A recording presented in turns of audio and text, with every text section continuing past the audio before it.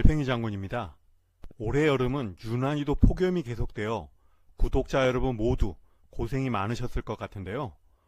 지금은 가을이 찾아와 정말 기쁘게 생각하는 바이며 2024년 이 좋은 가을에는 구독자 여러분 모두 즐거운 추억거리들 많이 만들어 가시길 기원드립니다. 오늘의 영상 주제는 제목에서 보시는 바와 같이 국내 부동산 소유자 외국 국적 취득 후 재개발 또는 재건축 시 주의사항에 대해 말씀드리겠는데요.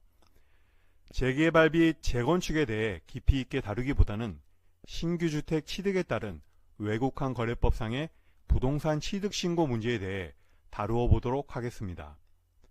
오늘 주제는 어디에서도 언급된 바가 없기에 해외 거주 중인 국내 부동산 소유자 또는 그 가족분들께서는 관심 있게 시청해 보셨으면 합니다.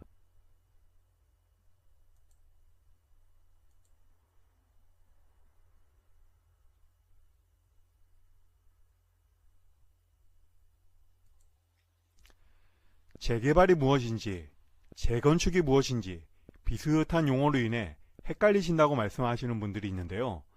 먼저 재개발이란 정비 기반 시설, 마을 주민에게 있어 생활의 편익을 가져다 주는 도로, 주차장, 전기, 상하수도, 도시가스 설비 등을 말하며 이러한 시설이 매우 열악하여 주거시설은 오래되고 비가 오면 누수가 되는 등 불량한 건물이 많은 밀집되어 있는 지역으로 통상적으로 산동네 등 기피 지역이 해당되는데요.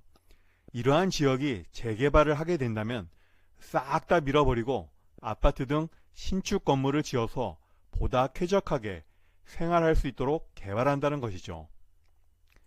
이에 반해 재건축이란 앞서 재개발에 비해 도로, 주차장 등 정비 기반 시설은 양호하나 건축한 지 40에서 50년 가까이 되어 시멘트가 부분적으로 떨어져 나가는 등 오래된 건물들을 싹 다 밀어버리고 새롭게 건축한다는 의미로서 통상적으로는 과거 주택공사에서 건설한 5층 규모의 단지형 아파트 등을 대상으로 한다고 생각하시면 되겠습니다. 이러한 재개발 및 재건축 모두 현행 법령상 도시 및 주거환경정비법, 일명 도시정비법이 적용된다는 점을 주목하셨으면 합니다. 도시 및 주거환경정비법에 따른 재개발, 재건축의 경우 정비구역 내에 위치한 토지 및 건물 등 기존 부동산에 대해 행정관청으로부터 인가, 즉 허가를 받게 되면 기존 건축물을 철거할 수 있는데요. 이후 건설업체의 착공이 되겠으며 새로운 아파트를 짓게 되면 행정관청의 준공검사 후에 소유권 이전 고시가 나오게 됩니다. 만약 투자 수익을 누리고 관리처분계획 인가 이후에 철거되지 않은 건물을 구입하게 되면 이는 건물 구입에 대한 소유권의 취득이 아니라 단지 입주권이라는 권리를 구입하신 것이기에 자칫 권리 산정 기준이 잘못되어 신규 주택을 취득하지도 못하고 현금 청산 될 수도 있기에 매우 주의해야만 합니다. 여기서 한 가지 생각해 보아야 할 점으로 얼마 전에도 이러한 재개발 재건축 관련해서 상담을 하였기에 깊은 인상이 남아 있는데요.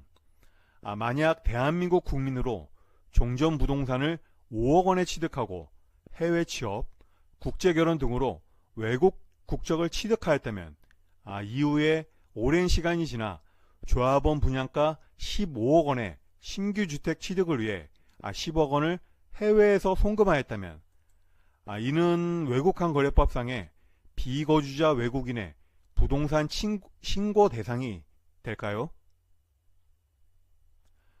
종전부동산 취득 시에는 대한민국 국민이었기에 당연히 외국환 거래법상의 부동산 취득 신고를 하지 않았겠죠.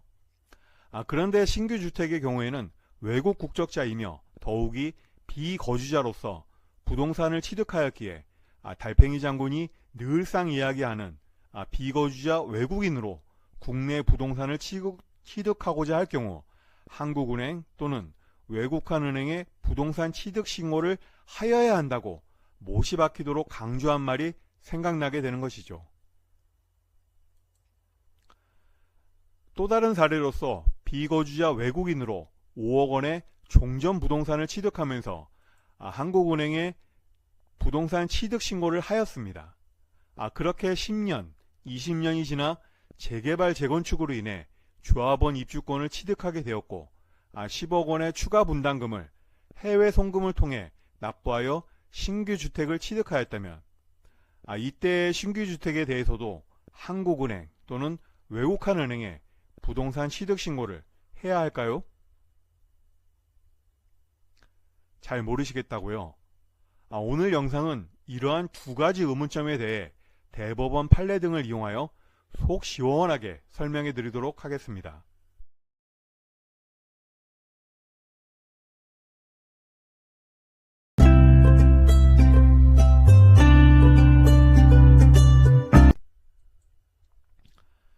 (2019-272343) 대법원 판례를 보면 도시 및 주거환경정비법상의 관리처분계획 인가와 이에 따른 이전 고시 등 절차를 밟았다면 권리자의 의사와 관계없이 교환, 변경되어 공용환권된 것으로 볼 수 있다고 명시하고 있습니다. 여기서 공용환권이란 종전부동산의 소유권이 도시정비법으로 인해 입주권으로 바뀌고 입주권이 다시 신규주택의 소유권으로 바뀌는 등 권리의 변환이 발생되었음을 의미하며 법원에서는 도시 및 주거환경정비법에 의한 정당한 절차를 밟았다면 종전부동산의 멸실과 신규주택 취득에 있어 부동산 권리의 동일성이 그대로 유지된다는 것을 의미합니다. 도시 및 주거환경정비법 제81조를 보면 관리처분계획 인가고시가 있은 때부터 소유권 이전 고시가 있는 날까지 종전부동산인 토지 및 건축물의 사용 또는 임대차 등 수익이 금지되며 조합원의 경우에는 입주권의 권리가 부여되고 비조합원은 현금 청산의 대상이 됩니다.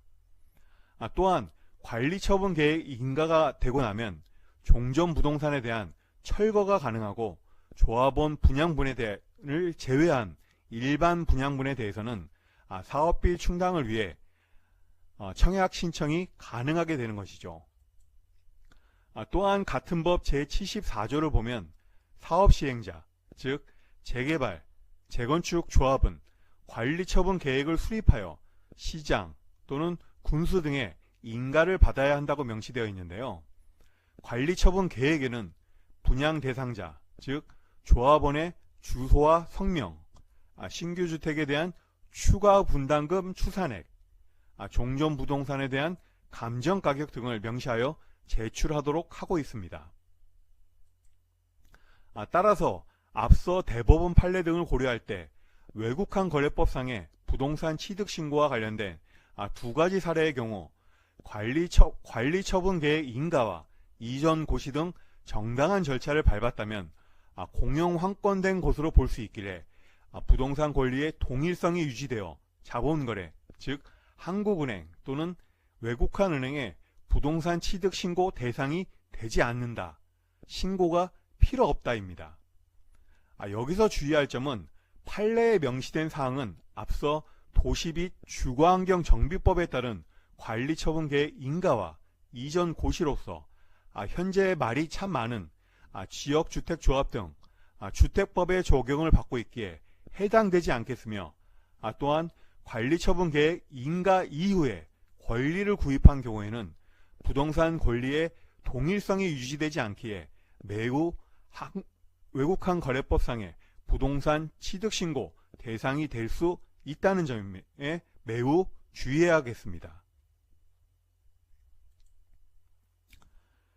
지금까지 외국 국적 취득 후 재개발 또는 재건축에 따른 주의사항에 대해 살펴보았는데요. 많은 도움이 되셨는지요? 오늘의 결론입니다.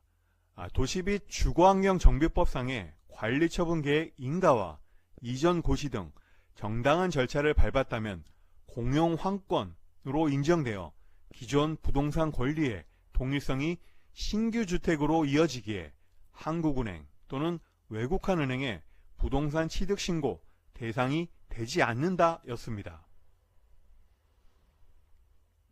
영상 끝까지 시청해